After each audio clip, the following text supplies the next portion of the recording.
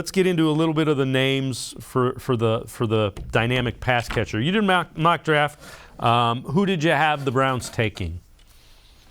I had Treylon Burks of Arkansas going to the Browns at number 13, and this was a draft where I wanted to explore, what happens if Garrett Wilson isn't there at 13. I think that's certainly a legitimate possibility. I mean, teams like the Falcons and the Jets could use receiver help. And I think Wilson, is probably the most talented, the most ready of the receivers to kind of fill that position. Burks is pretty close because I've called him the walking mismatch because I really believe he's got those tools that is so hard to cover one-on-one. I also just love the fact that, when you look at his numbers, he was far and away the number one guy in that Arkansas offense. Teams were game planning for him, and they still couldn't stop him. And I think that's significant. That tells you that teams were, trying to prepare against this team.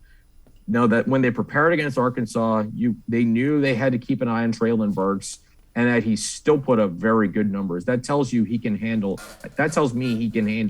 number one duty. So that sticks out to me. Hands are pretty good. Maybe needs some refinement in his route running, but those are things that can come with time. So Treylon Burks makes sense. If they want to go Drake London from USC, I think that's also a very sensible choice. They just need to use a pick and get a very dynamic guy who's very tough to cover one-on-one. I think that's got to be a priority if they're going to go receiver at number 13.